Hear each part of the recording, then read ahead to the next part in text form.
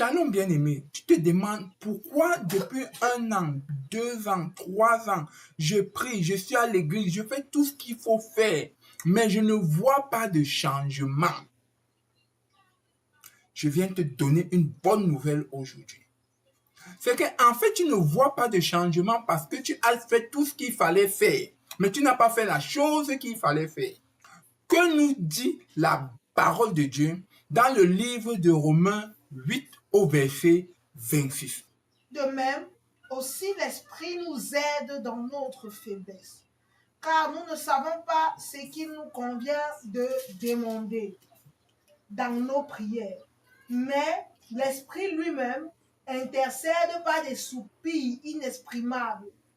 Et celui qui sonde les cœurs connaît quelle est la pensée de l'Esprit, parce que c'est selon Dieu qu'il intercède en faveur des saints. Amen. De même aussi, l'Esprit nous aide dans notre faiblesse. Ça veut dire que nous avons une faiblesse. Et c'est quoi ta faiblesse aujourd'hui, mon frère? C'est quoi ta faiblesse aujourd'hui, ma soeur? Ta faiblesse, c'est que tu viens à Dieu avec une liste de ce que Dieu doit faire pour toi, avec une liste de ce que tu dois lui demander, avec une liste des problèmes que tu as et avec une liste de résultats que tu attends. Mais la parole de Dieu nous dit que c'est une faiblesse. C'est une faiblesse. Parce que tu dois venir à Dieu étant fatigué et chargé. Tu dois venir le laisser prendre le contrôle. Et quand il prend le contrôle, qu'est-ce que la parole de Dieu continue en nous disant? Car nous ne savons pas ce qu'il convient de demander. Si on entoure le terme convient, convenir, ça veut dire que nous faisons la mauvaise prière au mauvais moment. Ça veut dire que les anges sont là, prêts, disposés à nous exaucer. Mais ils attendent que nous leur posions la bonne demande, la bonne requête. Mais nous nous limitons aux requêtes de la chair.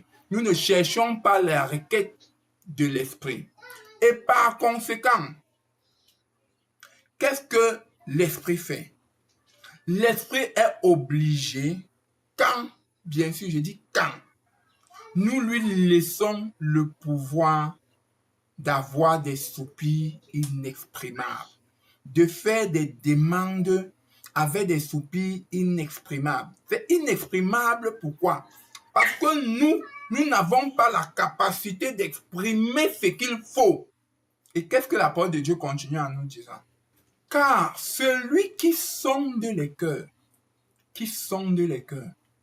toi-même tu as ton cœur, mais tu n'es pas capable de sonder ton cœur. Toi-même tu as ton cœur est tellement étouffé que tu n'es pas capable de sonder les cœurs. C'est pour ça qu'on te demande, qu'est-ce que tu veux demander à Dieu?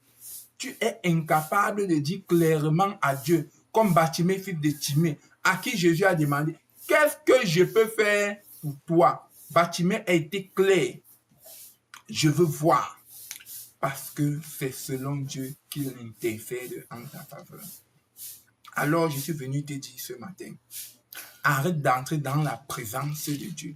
Arrête de te lever le matin, te lever le soir, te lever à n'importe quel moment et aller dire à Dieu, voilà ce que je veux.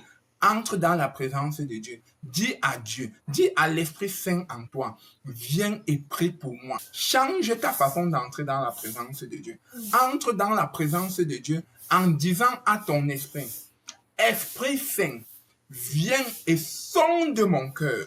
Sonde le cœur de Dieu et demande pour moi ce qui est disponible pour moi en cette saison.